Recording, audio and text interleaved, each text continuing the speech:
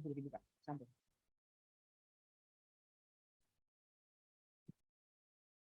Assalamualaikum warahmatullahi wabarakatuh.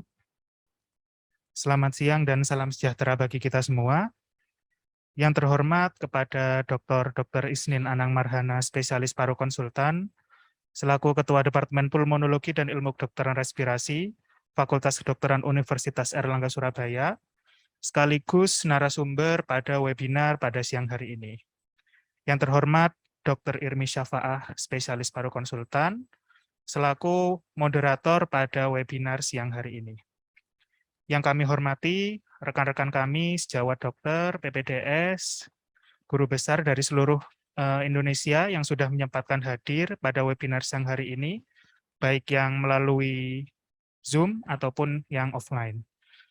Puji syukur kehadirat Allah Subhanahu wa Ta'ala yang telah melimpahkan rahmat dan karunia-Nya kepada kita, sehingga hingga detik ini kita masih diberi kesehatan dan kesempatan untuk mengikuti webinar pada siang hari ini.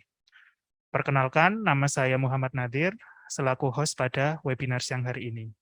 Untuk webinar siang hari ini berjudul Medical Thoracostomy, Diagnostic and Therapeutic Approach from Infection to Malignancy. Sebelum memulai acara, terlebih dahulu kita membaca basmalah bersama-sama. Bismillahirrahmanirrahim. Untuk acara selanjutnya, terlebih dahulu kita menyanyikan lagu Indonesia Raya dan himne Universitas Airlangga. Sekilas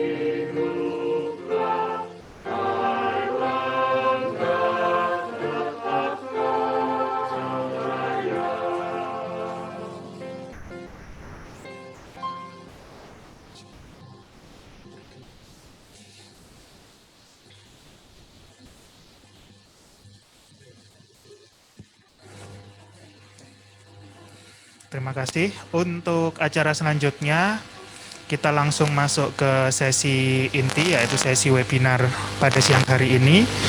Sebelum kita memulai webinar pada siang hari ini, izinkan saya untuk memperkenalkan moderator kita pada siang hari ini.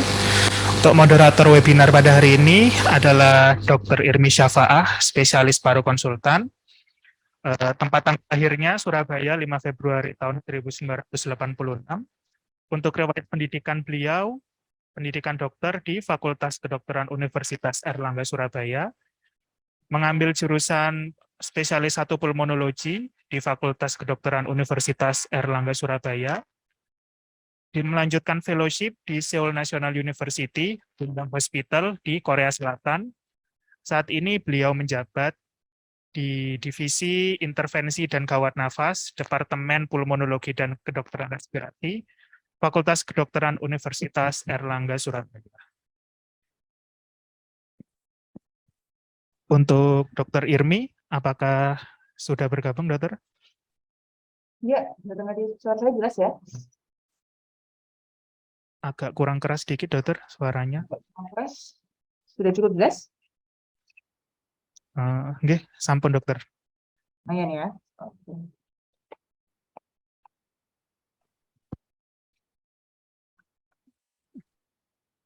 Baik, Bos, bisa saya ambil alih?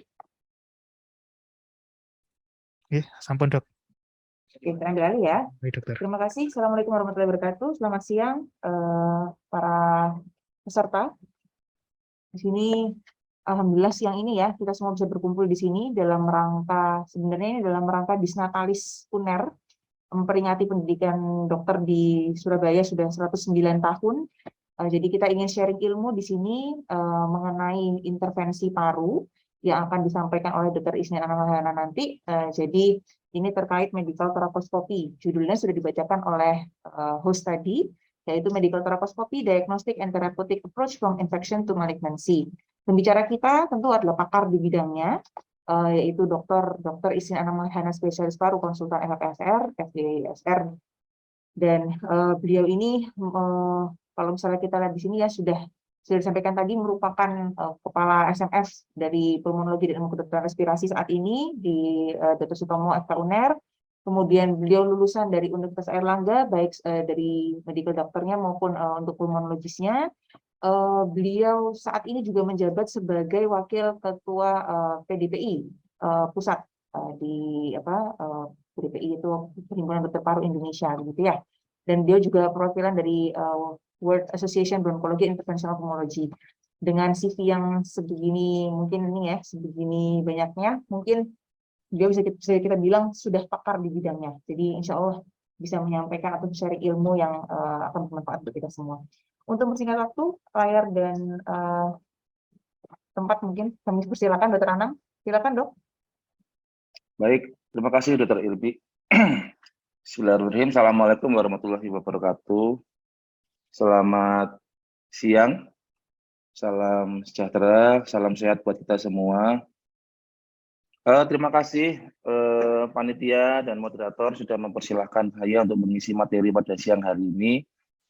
Sebenarnya ini acara hutang saya ya, mau ngasih materi intervensi paru, materi yang memang sesuai dengan divisi saya. Kebetulan kali ini berbarengan dengan acara Dies Natalis ke-109. Oh, mungkin panitia ada yang bocor ya suaranya. Saya coba share screen ya. Ada bocor suaranya.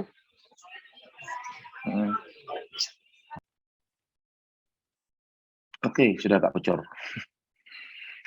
Oke, jadi kali ini adalah berbarengan dengan acara Dies Natalis ke-68 Fakultas Kedokteran UNAIR dan 109 tahun pendidikan dokter di Surabaya ya. Jadi nanti kalau ada waktu bikin itu ya reels di IG-nya FK UNER untuk selamat ulang tahun FK UNER ya. Kali ini saya akan menyampaikan materi tentang medical theraposcopy. Sebentar.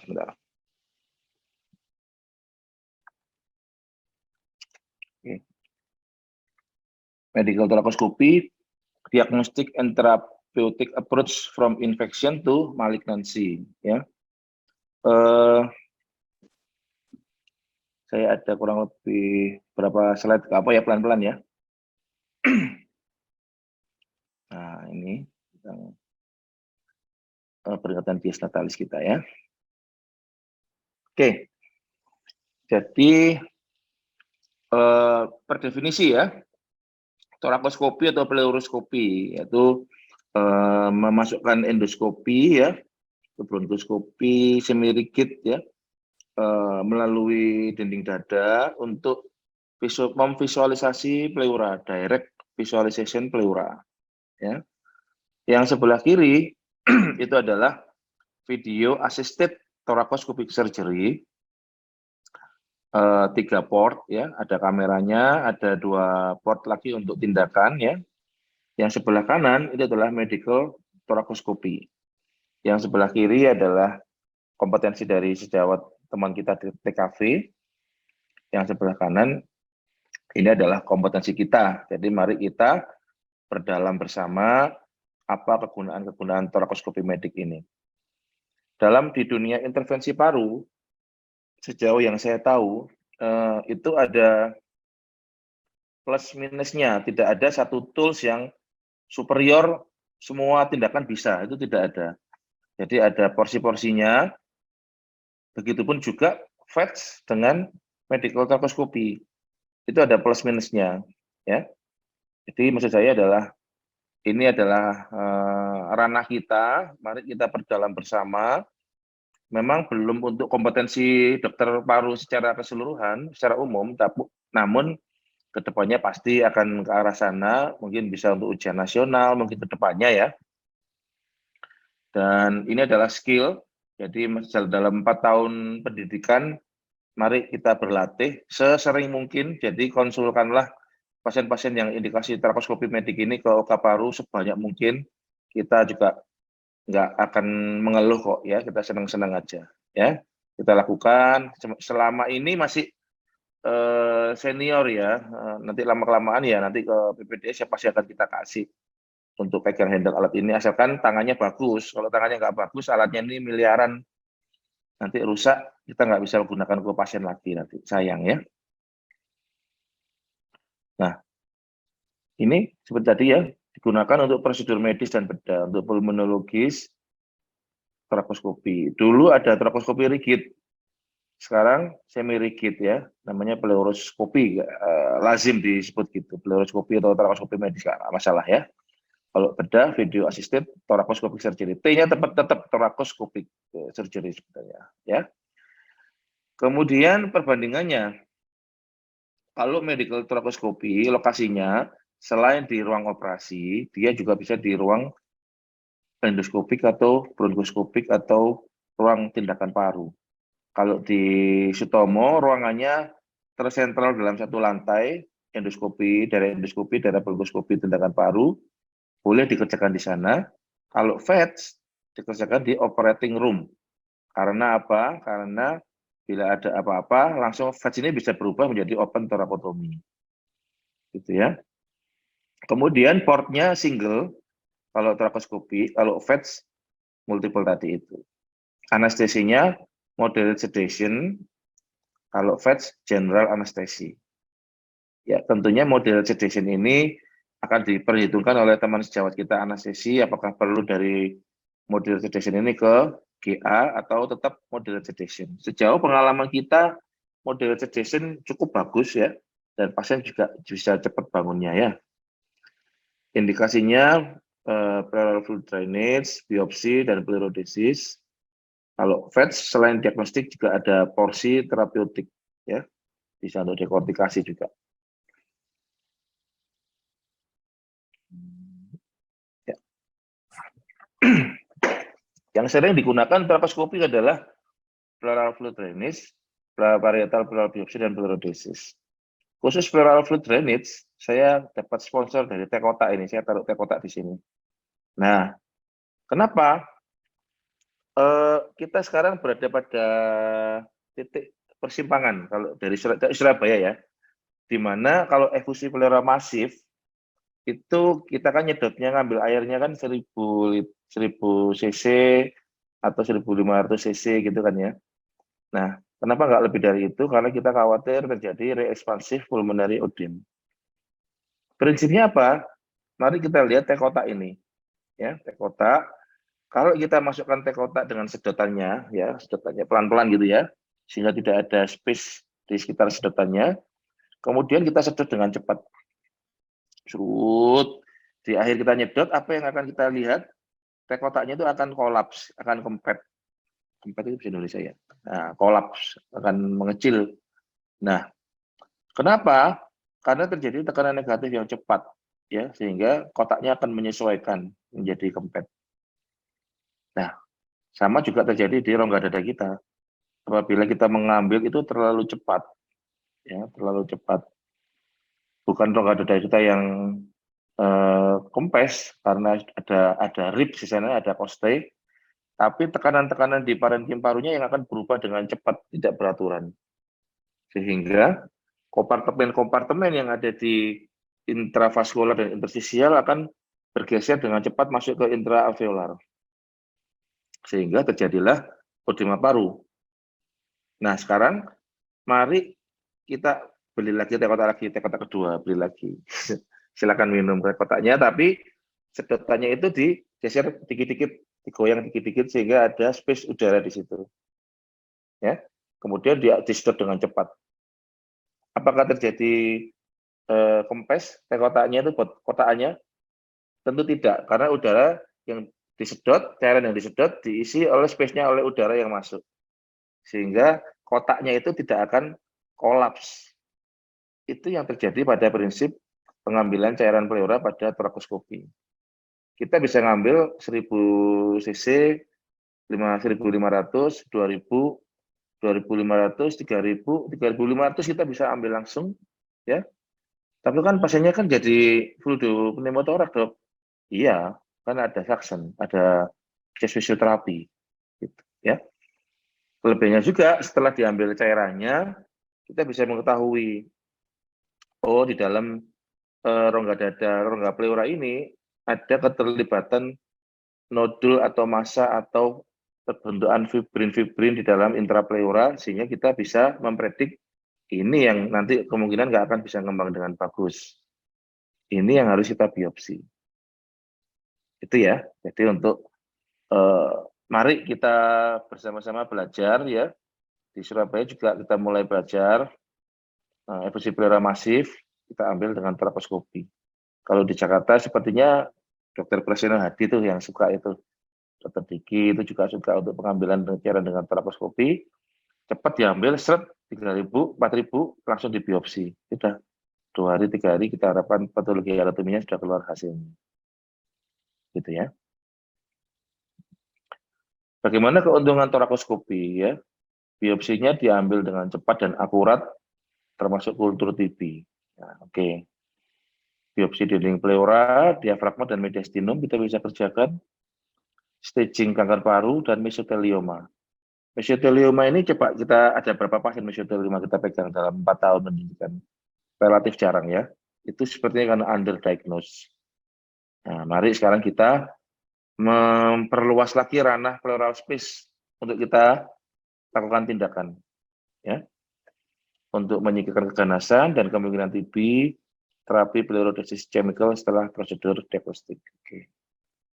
Itu adalah salah satu keuntungan torakoskopi ya. Indikasinya ada beberapa ya. Untuk evaluasi diagnostik, efusi pleura yang nggak jelas sebabnya. Nah, namun memang awalnya memang harus dilakukan upaya torakosintesis dulu, difungsi dulu ya. Dievaluasi analisa jalan pleura, ada tes histologi jalan pleura, itu adalah suatu yang rutin ya. Jangan serta-merta langsung di torakoskopi ya. Nah, clue awal medical torakoskopi ini kita kerjakan pada pleural space yang uncomplicated. Uncomplicated ya. Kita diskusi dengan sejawat radiologi. Kalau dari sejawat radiologi kita ini kok ada pelekatan-pelekatan sehingga space-nya nggak cukup. Nah, kita bisa pertimbangkan dengan FETS. Kita bisa mengajak bestie kita, yaitu TKV. Ya. Nah, kalau sudah complicated, kita refer ke FETS ya, TKV. Oke. Kemudian pada suspek malignant pleural disease, ya kita bisa lakukan biopsi, ya kita bisa lihat langsung baik itu visceral dan parietal pleura, kemudian kita pasang drain, ya. Kita bisa melihat secara endoskopik apakah ada nodul, polypoid lesion, candle wax drop, ya seperti itu. Gambaran mesotelioma juga bermacam-macam, tapi jangan lupa kita harus mendiagnosis mesotelioma, jangan underdiagnose seperti kondisi sekarang ini, ya. Kemudian setelah ada gambaran tumor misalkan, nah kita bisa pasang drain atau indwelling pleural catheter atau drainase mobile lah, apakah itu indwelling ataukah pigtail ataukah chest tube biasa, namun kita pasang dry suction ya, dry suction sistem kering ya, yang bisa dirawat di rumah, kita bisa lakukan ya. Nah, ini apa ini? Abraham Needle. Terus Abraham Needle lokasinya di mana, Dok? Abraham Needle nggak laku dong Abraham Needle saya. Tetap laku ya, tetap laku. Dan bisa dilakukan latihan selama 4 tahun pendidikan. Bila mana efusi pleuranya yang misalkan TB. Kalau TB itu kelainannya di pleura parietalnya itu diffuse ya, diffuse gitu. Jadi kita bisa lakukan biopsi dengan Abraham Needle. Blind kan? Blind. Ini kita nggak bisa lihat surface-nya parietal pleuranya. Nah, kita ambil dengan Abraham Needle. Nggak perlu lah, Dok. Nah, terus kamu nanti gimana? Abraham Needle nggak bisa ngerjakan, tapi torakoskopi juga nggak ada alatnya. Dirujuk aja. Ya, jadi spesialis perujuk dong, ya. Jadi, saya sangat sarankan selama pendidikan ini, lakukanlah biopsi pleura, ya. Ya kalau saya sih paling enggak 3 atau 4 kali selama pendidikan supaya benar-benar mancep ya. Alatnya nggak ada, Dok. Aduh, itu namanya jadul. Alatnya pasti bisa didapat. Kalau ada acara-acara di luar negeri, ikut di sana biasanya ada stand jualan seperti itu. Kalau nggak ada lagi, ada lagi toko yang pasti jualan ini. Namanya apa? Salah satunya bukan promosi ya, alibaba.com. Di Alibaba itu ada. Buka Alibaba, ada yang buatan Amerika, ada yang buatan Afghanistan, ada yang buatan Pakistan, India, banyak. Tuh, ya, kita bisa beli. Jadi tidak ada alasan lagi untuk nggak bisa biopsi pleura ya. Yang ada alasannya karena kita nggak mau. Ya. Jadi saya sarankan sebelum trakoskopi ini ya biopsi pleura wajib itu untuk dikerjakan, harus bisa. Ya. Sekarang kita bertanya pada diri kita, selama kita pendidikan berapa kali kita lakukan biopsi pleura seperti itu. Ya. Oke, lanjut. Kemudian untuk metastatik lung cancer, ya kita bisa lihat direct visceral ya, pleura, ada kelainan enggak, parietal pleura juga ada apa enggak ya. Sensitivity-nya juga tinggi ya, 98%. Dan juga setelah itu dipasang drain sehingga pasien jauh lebih nyaman. Nah, kembali lagi mesotelioma, gold standarnya adalah open biopsi ya. Open biopsinya ya bisa dengan dibelek dadanya dibuka. Yang pilihan kedua adalah dilubangi dikit di biopsi. Milih mana pasiennya? Pasti milih yang kedua. Gitu, ya. Most expert use tracheoscopy first for diagnosis ya, gunakan tracheoscopy. Ada juga yang baru namanya insulated tip knife. Nah, ini nanti tugasnya dari UNER ini yang ahlinya untuk terapeutik mungkin Dr. Hele atau bisa mengembangkan. Ada juga cryobiopsy forceps. Jadi untuk cryo ini bisa dikerjakan selain bronkoskopi juga tracheoskopi juga bisa. Harganya pun relatif murah, tidak sampai 1 M. Jadi mari kita lengkapi alat kita dengan cryo.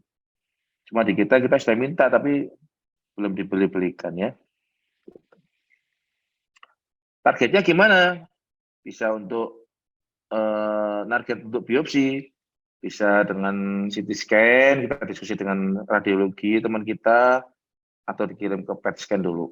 Nah, PET scan kita bisa milih lokasi-lokasi mana kita bisa fokus di sana untuk lakukan biopsi. Ya. Kemudian benign pleural disease tuberculosis, ya. Biopsi pleura ya, nggak jelas-jelas parasentesis. Oke, sekarang ada tes, ada pemeriksaan yang lain-lain, IGRA atau apa, tapi tetap untuk kita menentukan ini salah satu drug resistance atau untuk spesimen yang untuk jaringan, kita bisa lakukan biopsi, baik itu dengan close pleural biopsi, atau dengan Abraham needle, atau dengan torakoskopi itu. Ya. Ini adalah gambaran untuk infeksi ya, untuk ekstensif miliary nodule yang sebelah kiri atas ya. Itu meruntus gitu ya, jadi rata gitu, nodul kecil, miliary nodule. Ada granulomatous lesion di situ, kita bisa biopsi juga ya. Ada juga kita menemukan ini white fibrous band like adhesion ya, fibrous band putih kayak lem gitu ya. Ini bisa karena proses primer TB, bisa juga karena proses sempat pleurodesis ya, tapi gagal pleurodesis. Maka kita harus pertimbangkan yang baik untuk pleurodesis ini ya. Kemudian fibrin deposition seperti yang kiri bawah ya. Atau di parietalnya ada warna putih-putih seperti itu. Ya. Itu gambaran untuk benign atau TB ya. Oke, yang ini sudah. Nah, saya ingin menekankan yang sebelah kanan pleurodesis ya, untuk recurrent pleural effusion. Nah, pleurodesis ini kita selama ini menggunakan tipe slurry ya, masuk lewat chest tube.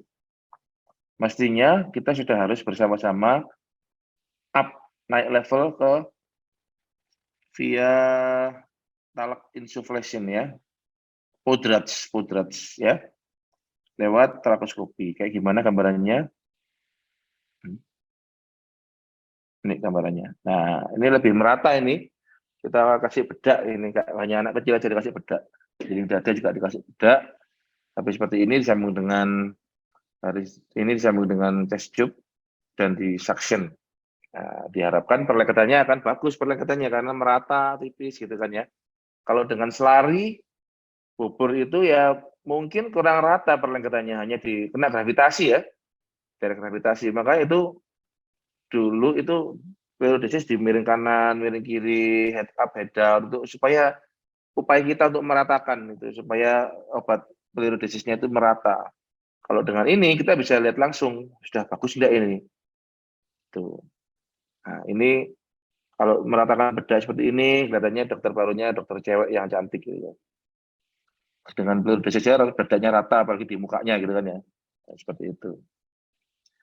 Oke, ini dengan talak podrats. Talaknya beli di mana dok? Ya itu juga kita juga masalah juga di Indonesia. Karena di Indonesia itu ya kita ngomong kos ya. Kalau nggak salah ini mereknya apa ya? Novatek atau apa? Ini nggak sembarangan talaknya, bukan talak hirosin aja dia taruh di situ. Kalau talak hirosin taruh di situ paling 3 hari keluar LPMA dia. Bukan terjadi simfisis antara pleura visceral dan parietal ya. Tapi jadi infeksi malahan.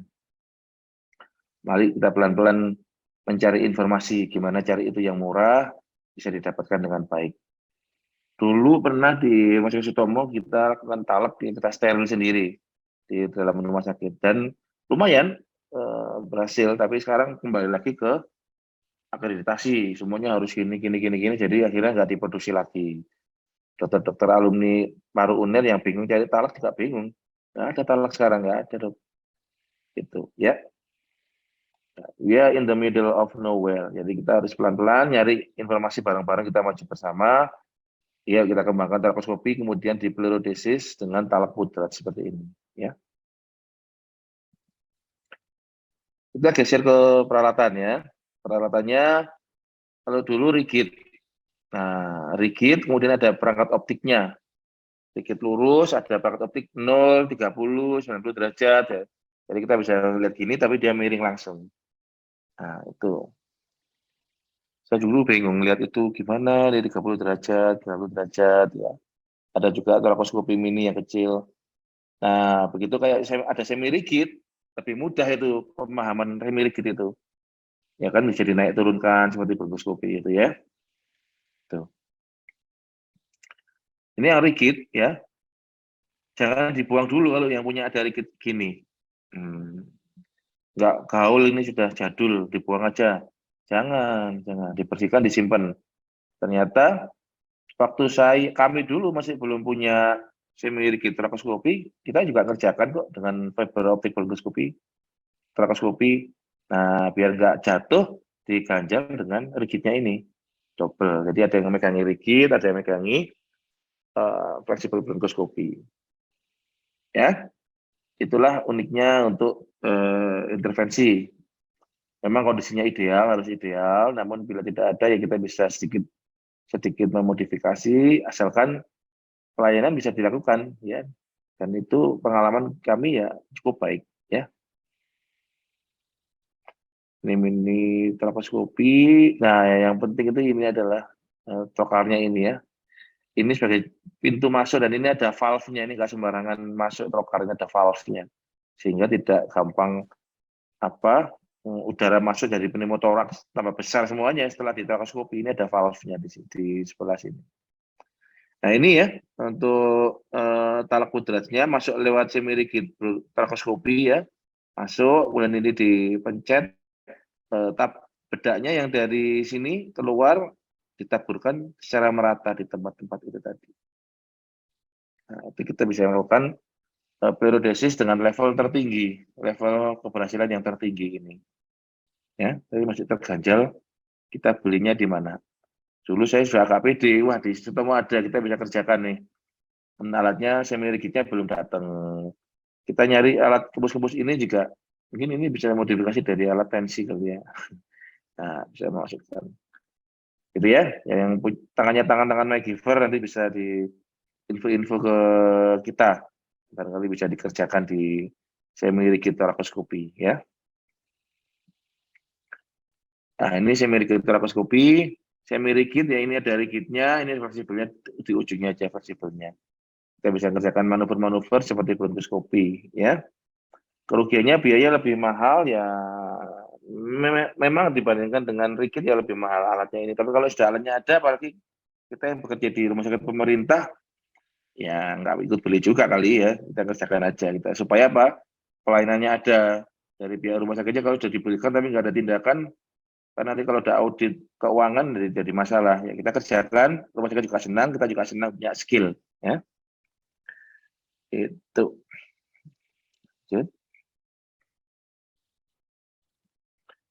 ya, ini rigid dan semi rigid trakoskopi, tekniknya lebih gampang pada semi rigid ya. Kalau rigid itu pemahamannya yang agak sulit, pemahaman anatomi. Karena kita kalau masuk trakoskopi itu bayangannya kita kayak terbang di pesawat itu 3 dimensi. Kalau di bronkoskopi kan gampang, kita ngikutin tunneling itu aja di bronkus kan. Kalau ini luas, kita milih yang mana, muternya gimana, kita bagaimana pemahaman terhadap ini di mana lokasinya sekarang, di apex kah atau di diafragmanya kah atau di mana? Itu yang memang butuh pendampingan ya. Maka pasien-pasien yang efusi pleura masif, ayo dicoba untuk trakoskopi ya. Kemudian ukuran biopsinya pada rigid memang gede, lebih gede ya. Forceps-nya kan wah gede-gede gitu kan ya. Kalau semi rigid ya kayak bronkoskopi pada FOB itu, biopsi pada FOB ya. Lebih gampang manuver pada semi rigid. Kemudian pada yang sudah ada perlengketan-perlengketan bisa disikat oleh rigid trakoskopi. Kalau pada fleksibel enggak bisa optimal ya. Kemudian cost-nya oke lah ya. Tapi kalau sudah tercover di BPJS enggak ada masalah kan ya. Oke. Diagnostic yield-nya pleural biopsi medical trakoskopi tinggi ya, diagnostic yield-nya. Apalagi dengan kultur barangkali bisa mendekati 100% untuk diagnostiknya. Kemudian untuk diffuse thickened parietal pleura membutuhkan biopsi yang banyak ya, biopsi sampel. Ya seperti ini yang sebelah bawah itu ya. Kadang-kadang kita ambil diputer ya, diputer supaya dapat yang banyak. Ini pada yang rigid. Saya jadi ingat rigid transfer saya di mana ya. Dibersihkan kali habis ini dibersihkan digunakan lagi ya. Karena ada plus minusnya. Tidak ada alat intervensi paru yang superior. Digunakan itu semuanya mengalahkan yang lain tidak ada. Ya, pasti ada nilai plus minusnya. Kalau rigid kita bisa ambil, kita puter gitu ya, bisa puter ini, muter, bisa dapat sampel yang gede. Nah, dokter PA-nya akan tersenyum lebar. Karena apa? Dapat apa enggak dok? Dapat. A-nya panjang dapat. Hasil PA-nya keluar. PA-nya seneng, yang kerjakan juga seneng, timnya juga seneng, PA-nya keluar, bisa bantu pasien, pasiennya juga seneng. Ya. Ya. Cuma mungkin nanti intervensinya pulangnya Kak sore-sore gitu ya. Enggak apa-apa ya. Oke, kadang-kadang kita berpikir karena apa sih trakoskopi ini bisa berhasil, transendesis atau close needle biopsinya gagal ya. Ya, ya pada fasenya ya, pada deteksi sitologi ini memerlukan sel-sel yang tereksfoliasi kan ya. Nah, kadang-kadang pada fungsi-fungsi ya nggak dapat cairannya ya, kurang banyak, kurang rata ngambilnya. Maka kita ambil melakukan upaya dengan torakoskopi. Kemudian untuk metastatic disease kita bisa ambil untuk rapid torakoskopi ulang ya, pengambilan torakoskopi ulang.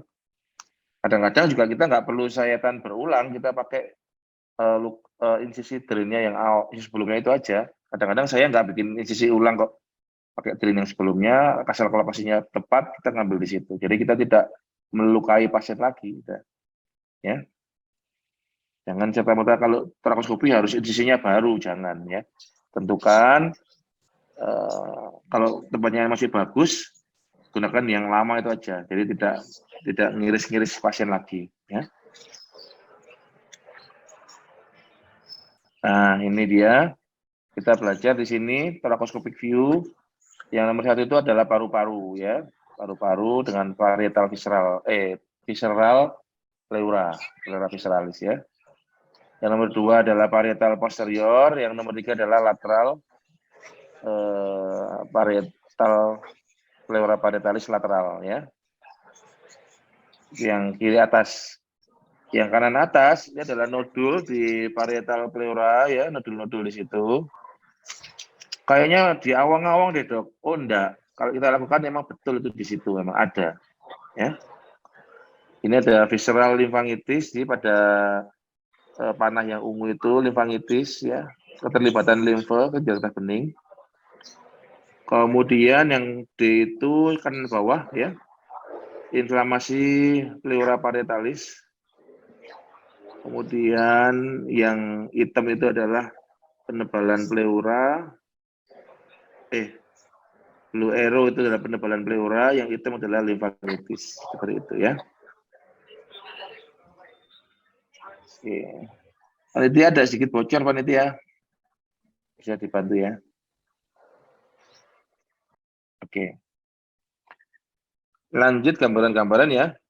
Ini adalah gambaran limfangitis yang sebelah A itu pada kasus breast cancer. Ini keterlibatan parietal pleura yang B dan C, dan yang D ini adalah mesotelioma. Di mana biopsinya? Ya di situ biopsinya ya. Sangat simpel, sangat mudah. Kita aja yang kadang-kadang takut-takut mengerjakan, jangan. Mulai sekarang kita harus lebih sering melakukan trakoskopi. Ya, lakukan trakoskopi. Karena apa? Terutama untuk PPDS harus memiliki clinical experience. Ya, clinical experience ini wajib. Kita harus punya. Awalnya dipegang sama senior terus, iya. Masih alatnya masih baru. Senior pasti mikirnya takut rusak gitu kan ya.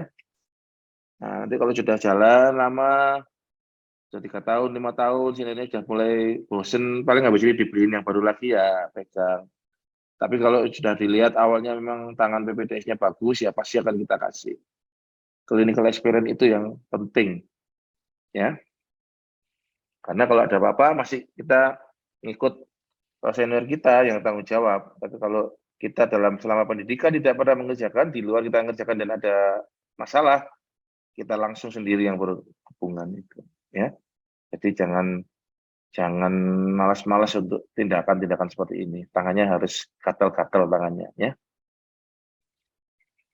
Ini juga keterlibatan gambaran sama seperti ini, ya. Nah, itu masuk di mukosa yang itu sudah infiltratif keluar mukosanya, ya. Gatal itu di biopsi langsung, ya. Ini tuberkulosis pleuritis, ya. Contohnya mulai ada perlengketan-perlengketan seperti ini. Ini yang membuat pneumotorak itu tidak bisa kembang dengan bagus. Meskipun kamu suction dengan minus 100 saja, ya nggak akan bisa kembang. Ada yang menahan seperti itu. Ya, kita bisa lakukan diambil itu, dipotong. Kadang-kadang saya hanya force biopsi sih, karena kita masih belum punya alat-alat cryo atau APC. Kalau ada, nah saya potong tuh. Nanti kita minta pengalaman Dr. Irmi selama belajar di Korea untuk trakoskopi bagaimana, center yang canggih, ya. Tentu ada kontraindikasinya, ya. Koagulopati, kemudian kardiorespiratory compromise, anestesinya kalau nggak CC ya jangan kita kopoi-kopoian, ya. Harus diskusi yang enak dengan anestesi. Anestesi juga butuh pengalaman juga. Anestesi juga butuh experience. Awal dulu bronkoskopi dengan general anestesi, didampingi anestesi, ya kita sama-sama khawatir, ya. Kita juga khawatir, anestesinya juga khawatir. Kita masukkan bal 10 cc, sama anestesinya ada 10 cc, 5 cc, gitu kan, ya. Berapa cc itu? 10 cc, 10 cc ditulis. Sekarang sudah nyantai, seniornya tinggal lihat gini, ambil kantung-kantung, oke, gitu. Kita juga kerjakannya dengan enak, ya. Kemudian nggak bisa telentang atau di posisi dekubitus, itu juga masalah juga, ya. Tentu kita harus benar-benar persiapkan dengan baik. KIE itu betul, pasiennya harus di KIE dengan benar supaya pertama tidak nervous, tidak khawatir, tidak takut. Mungkin bagi PPDS yang stase di OK, pasti kalau pasien yang saya kerjakan, saya sediakan waktu saya, dokter izin anak, dokter paru yang akan mengerjakan tindakannya. Tindakan ini adalah tindakan yang rutin, Pak. Dilakukan ya kurang lebih 30 menit sampai 45 menit. Ada tim anestesinya, ada tim dokter parunya, semuanya juga disiapkan dengan aman. Jadi Bapak tidak perlu khawatir. Itu sudah membuat pasien sudah jauh lebih nyaman dan tindakan kita bisa jauh lebih cepat. Ya, jangan pasien diperlakukan seperti objek aja. Ya, tapi harus dikaitkan dengan baik. Oke, lanjut, ya. Persiapannya, ya, persiapannya harus kita siapkan. Setelah memenuhi kondisi, kita cek imaging, ya. Kita cek untuk USG, apakah ada space di sana. Yang penting apakah ada space di sana. Ngapain dok di USG? Dengan foto ronsen aja kan sudah tahu apakah kolaps atau tidak. Ini adalah pemikiran yang jadul. Kalau foto ronsen ada kolaps lainnya, oke. Tapi gimana kalau kolaps lainnya itu di depan kita? Nah, tidak ada gambaran kolaps lainnya lagi jadinya. Apakah ini pneumotorak atau tidak? Nah, kita bisa lakukan USG, ini salah satunya. Ya. Nah, ini kita lihat pada normal lang, ini sudah ada ujian nasional USG, maka harus level USG-nya harus naik dengan oke, ya, dengan oke. Kalau ada normal lang, ini adalah lang sliding, dicari lang slidingnya. Apa itu lang sliding? Baca buku, buka YouTube. Buka YouTube-nya jangan di YouTube Mantapu Jiwa aja, tapi juga dilihat gambaran-gambaran ultrasound pada pneumotoraks. Nah, ini juga M-mode, motion mode, M-mode. Dilihat apakah didapatkan, nah ini butiran-butiran pasir di pantai. Nah, ini kayak saya sudah pingin jalan-jalan mikirin pantai aja. Tentu kemarin habis dari Bali, ya. Jadi di sini ada butiran-butiran pasir di pantai di sini. Kalau di sini barcode kayak beli di Indomaret itu, barcode. Nah, kalau ada gambaran yang sebelah kiri, ada butiran-butiran pasir di pantai, ada landsliding, maka ini mungkin normal lang. Nah, kalau nggak ada landsliding, tetapi dia juga tidak ada gambaran butiran pasir di pantai, ada barcode sign aja, kilingan bayar di kasir doang, maka ini kemungkinan adalah pneumotoraks. Barcode sign atau stratosphere sign. Terserah kamu bisa, kamu ngayalnya apa, pokoknya gambarnya lurus-lurus seperti ini. Karena saya suka beli jajan di Indomaret, saya bikinnya barcode. Barcode sign ini adalah gambaran pneumotoraks. Yang ini adalah gambaran butiran-butiran pasir di pantai. Nanti kita akan berikan kuliah lagi, kuliah rutin tentang ultrasonografi toraks. Nah, yang mau ikut silakan, yang nggak mau ikut ya rugi gitu ya. Ya, ini persiapan-persiapannya, aksesnya ya. Nah, aksesnya ini kalau medical thoracoscopy awalnya itu adalah harus ada space di sana. Tadi sudah di USG, kalau di USG masih bingung ya cuplis saja di situ. Ada udara apa enggak, ada cairannya apa enggak. Ada cairannya dok, tapi susah. Ambilnya cuma 6 cc sudah berhenti. Nah, itu harus pikir-pikir lagi. Kita lakukan thoracoscopy atau tidak. Nah, apa kita kocil ke TKV VETS. Nah, ini ada juga yang baru. Mungkin kita juga bisa mengerjakan medical thoracoscopy dengan paru-paru yang dikolapskan. Nah, ini menarik ini. Terus bergeser ilmunya ya. Maka paru-paru yang dikolapskan itu yang normal aja saya belum pernah kerjakan. Kamu sudah berapa tahun pendidikan? Sudah 4 tahun pendidikan. Kemana aja kamu selama ini gitu ya. Tuh. Anestesi, wis remaja anestesi kerjakan anestesi. Kalau nggak ada anestesi gimana? Ya, bisa dengan anestesi lokal, dengan diberikan sedasi, midazolam, atau propofol, gitu ya. Tapi idealnya memang kita konsulkan anestesi. Anestesinya nggak mau dok. Di rumah sakitnya ada berapa anestesi? Ada 5, ya sudah cari yang mau. Ya, pasti ada yang mau. Prosedurnya memang ya dulu kita pernah ngerjakan dengan lokal anestesi, tapi pada akhirnya kepentok dengan akreditasi, harus didampingi dengan anestesi. Ternyata memang betul manfaatnya memang bagus, kita lebih nyaman didampingi dan aman ya, didampingi oleh sejawat kita anestesi. Kemudian dia nggak murni dengan ventilator ya, dia dengan mesin anestesi, dia dengan napas spontan aja oke kok pada thoracoscopy ini ya. Jadi dibandingkan dengan bronkoskopi yang harus dengan ITT, ini tanpa ITT bisa, jadi lebih mudah. Jangan kita memikirkan thoracoscopy itu sebagai sesuatu yang menakutkan, jarang kita kerjakan, jangan ya. Kerjakan dengan rutin ya. Lanjut ya, ini single port, masuk ke trokarnya. Nah, trokarnya ini juga masalah juga. BPJS masuk apa enggak? Nah, di rumah sakit tipe A mesinnya masuk. Kok bisa dok? 5 menit lagi ya dok. Oke, di Setopo masuk ya, bisa.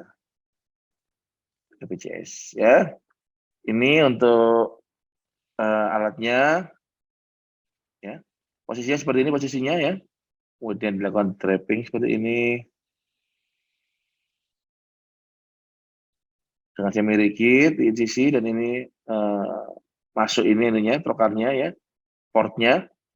Nah, kita masuk ke sini. Dilihat, inspeksi rata dulu, kita harus tahu posisi kita ya. Nah, ini ada beberapa video-video.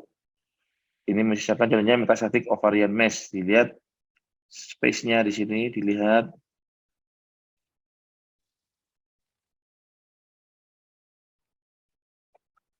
Oke. Keliling-keliling, baru kita tentukan mana yang akan kita biopsi ya. Ini adalah contoh mesotelioma. Nah, di mana tempat kita biopsinya? Ini sudah ada mulai hitam-hitam. Cari tempat yang enak, yang aman, pleural parietal. Ya, kalau pleural visceral, khawatirnya nanti jadi pleural fistal nanti. Ya, kecuali kalau memang nggak ada tempat lagi dan gitu kita harus biopsi di sana, oke, dengan resiko kita ambil. Lah, di sini kita ambil di sini. Ya. Kemudian ini untuk forceps teknik pengambilannya. Sama dengan bronkoskopi. Jangan diarahkan asisten untuk buka forcepsnya sebelum itu bisa masuk semuanya, bisa merusak ujung skopnya itu nanti, ya, diambil. Ya. Oke. Untuk yang baru awal memang sedikit aneh ya, karena tempatnya tidak di guiding dengan di RW-nya, tapi dia 360 derajat ya. Ugla-agli, nggak fix itu lah di bronkusnya. Ya. Nah, ini juga untuk teknik direct tearing kita akan seperti ini. Ini direct tearing ini ya bisa dengan semi rigid trakoskopi, tapi juga oke dengan rigid trakoskopi ya, jadi puter langsung shred, digolong gitu.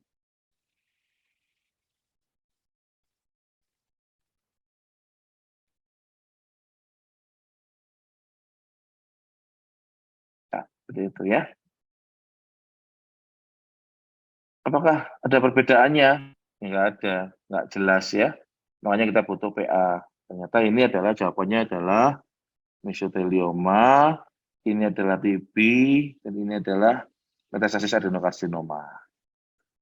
Ya nggak bisa kita tahu pastinya dengan visual kita ya. Kita minta tolong PA ya untuk memeriksa. Nah, ini juga yang kita kerjakan.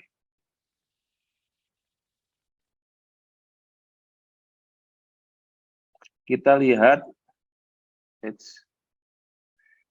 yang sebelah kiri dulu deh. Nah, ini portnya terpasang, masuk ya. Seperti ini. Caranya banyak. Kemarin Dr. Heli ngambil 3,5 liter ya Dr. Heli ya. Nah, yang ini saya ambil nggak sebanyak itu, tapi kita ambil, nggak kelihatan. Begitu airnya sudah mau habis, nah ini kelihatan ini. Ya, masanya di sini. Ini keluarnya hasilnya PA-nya adalah adenokarsinoma yang keluar. Seperti itu ya. Jadi ini yang kita kerjakan. Kita sudah mulai agak banyak melakukan tindakan trakoskopi. Maka mari kita viralkan tindakan-tindakan ini karena bisa mempercepat pelayanan ke pasien lebih cepat tegak diagnosisnya, lebih cepat diterapi, lebih cepat kemungkinan membaik. Ini adalah take home message dari saya. Jadi medical trakoskopi ini adalah satu alat di bagian intervensi paru untuk mengakses pleural space ya, satu alat aja di antara demikian banyak alatnya. Prosedurnya lebih mudah dibandingkan dengan VETS, bisa dilakukan di OK paru, bisa dilakukan dengan mudah, namun harus tahu batasannya. Jangan sungkan-sungkan, ini sudah nggak bisa lagi dengan medical trakoskopi konsul. Bila complicated, revert to bedah TKV. Butuh multidisiplin tim, ya. Teman kita radiologi kita ajak diskusi, PA juga kita ajak diskusi, TKV juga kalau perlu, ya. Dan tim yang baik, asistensi kita juga baik, handling spesimennya juga baik, ya. Dan harus dibiasakan, ini yang penting harus dibiasakan, maka mulai sekarang harus lebih sering mengerjakan tindakan torakoskopi. Nah, seperti ini. Saya sangat menarik ya, ada quote-nya senior saya waktu pertemuan itu, dia bilang seperti ini. Ini Bruce Lee yang ngomong, bukan beliau. Saya tuh nggak khawatir kalau orang itu latihan satu tendangan sampai 10.000 tendangan, tapi sekali latihan 1 kali, tendangan kedua 1 kali, tendangan ketiga 1 kali, sampai 10.000 tendangan campur 1 kali. Tapi kalau orang itu berlatih 1 tendangan aja, tapi diulang-ulang sampai 10.000 kali, itu yang saya takut. Ini Bruce Lee yang ngomong. Maksudnya apa? Bila kita mengerjakan sesuatu itu dengan berulang-ulang, tentunya dengan ada ilmunya ya, ada ilmunya, ada yang dampingi dulu, terus kita harus kerjakan berulang-ulang, maka kita akan jadi suatu expert di situ, dan keahlian itu akan benar-benar berharga ke pasien kita. Itu adalah perlu kita camkan ya, daripada kita hanya gelambiar ke sana ke sini tapi nggak jelas. Ya, ini kita bisa lakukan berkali-kali ya. Terima kasih. Ini adalah rangkaian acara Dies Natalis ke-68 FK UNER dan 109 tahun pendidikan dokter di Surabaya. Kita ada acara nanti bulan Oktober, PKB Paru offline ya. Ada workshop dan simpo. Bagi yang mau jalan-jalan di Surabaya silahkan. Kuliner-kuliner juga. Tapi juga ada ilmiahnya juga, meskipun dikit nggak apa-apa ya. Ada juga Surabaya Interventional Pulmonology Workshop, hands-on dan wet lab workshop. Nah, nanti kita bulan Oktober akan ada Hideo Saka Sensei ke Surabaya akan memberikan pelatihan untuk bronkoskopi pada rebiopsi seperti itu ya. Ada juga Polres Surabaya, kemudian yang tertarik ke intervensi juga bisa interventional pulmonology clinical training untuk dokter paru. Sekarang nggak 3 bulan tapi 1 bulan saja sudah cukup kita lakukan pelatihan intervensi paru di Surabaya. Mungkin itu Dr. Irmi. Kalau ada kelebihan waktu kami mohon maaf. Assalamualaikum warahmatullahi wabarakatuh. Waalaikumsalam warahmatullahi wabarakatuh. Matur nuwun Dr. Isnanang. Ya. Nggih, karena keterbatasan waktu mungkin kita batasi 3 pertanyaan aja ya Dok ya. Iya. Mau ada pengajian ya, maaf ya. Kita batasi 3 pertanyaan, jadi saya rangkum aja Dok. Ini ada Ya. pertanyaan dari Dr. Zainal Arifin di Purworejo. Untuk terakoskopi ini apa bisa dilakukan pada semua jenis efusi, termasuk empiema dan kilotorak? Dan ada pertanyaan lainnya juga Dok, kira-kira berapa jumlah maksimal untuk bisa kita lakukan terakoskopi atau minimal untuk bisa kita lakukan terakoskopi ini? Bentar. Untuk empiema kita juga bisa lakukan terakoskopi ya. Memang MPM-nya itu memang kan kental kan ya. Ya memang idealnya dengan rigid terakoskopi ya, tapi dengan semi rigid juga mungkin sebelum dia jatuh ke kondisi yang kental banget bisa kita lakukan juga ya. Terus nanti berapanya itu berapa apa Dokter ini nggak jelas ya. Berapa jumlah cairannya Dok? Ini Dok. Jadi bertanya kira-kira kalau Oh. misalnya dengan efusi pleura masif atau empiema yang jumlahnya banyak begitu, berapa batasnya? Apa harus masif itu bisa kita lakukan atau jumlahnya dia hanya di gambaran foto tuh di pojok saja bisa kita lakukan? Tadi kan kondisinya kan Iya. paru mengembang ya Dok, kalau seperti itu ya Dok, kalau Iya. minimal. Iya, yang penting itu adalah aksesibilitasnya, space-nya ada apa enggak. Kalau space-nya nggak ada, memang idealnya ke VETS. Kenapa? Karena VETS itu disinggelang, dikolapskan. Tapi kita juga bisa lakukan dikolapskan paru-parunya dengan medical terakoskopi. Kemarin kita mau mengerjakan ternyata itunya nggak ada di BPJS, masih nunggu, di farmasi masih nunggu. Nah, jadi bukan patokan berapa mililiter ada di USG-nya, tapi aksesnya di situ ada nggak. Kita bisa proof fungsi di situ, space-nya ada nggak. Kalau space-nya ada, kita bisa kerjakan terakoskopi untuk membiopsi. Kita kan ingin tahu kan ya, di pleural space-nya ini ada apa sih kok airnya kok nyumber terus atau nggak ngembang-ngembang seperti itu parunya gitu. Itu ya Dokter Irmi ya. Terima kasih Dokter, sudah jelas sekali. Ya. Maksudnya jadi Ya. ada space. Kalau tidak ada space, maka opsinya kalau memang benar-benar harus dilakukan, ya mungkin opsinya VATS gitu ya Dok ya, karena Ya. dikolapskan.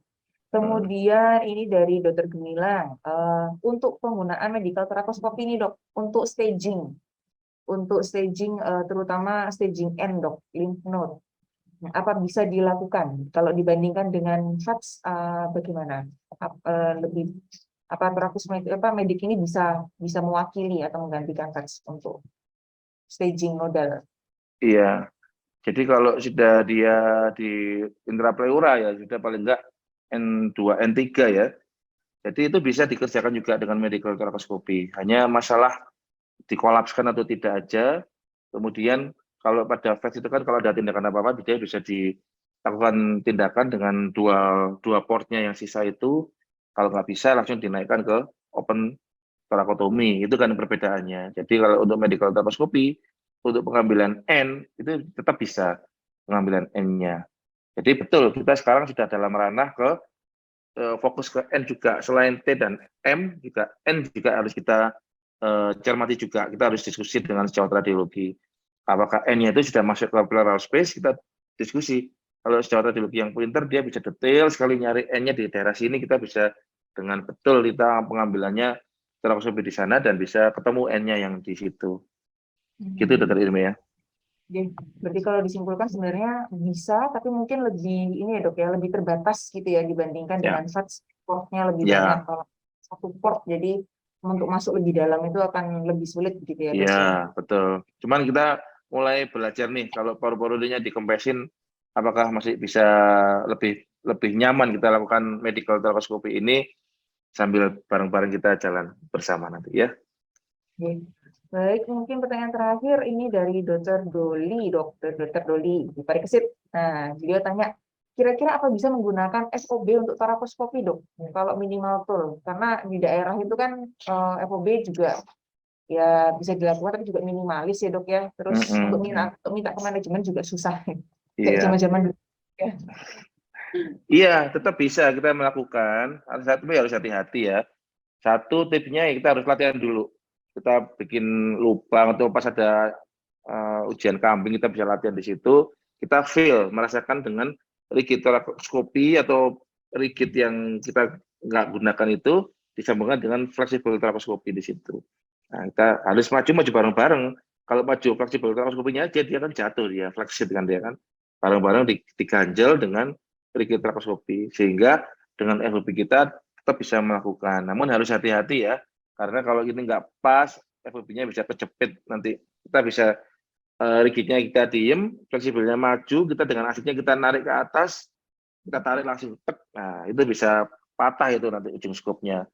Ada resikonya, tapi harus latihan dulu deh di luar torakoskopi, di luar manusia, di space apa, di kambing atau apa, kita coba lakukan pelan-pelan barengan antara rigid dengan semi rigid atau fleksibelnya kita bersama-sama sehingga tetap kita bisa mengerjakan torakoskopi ini.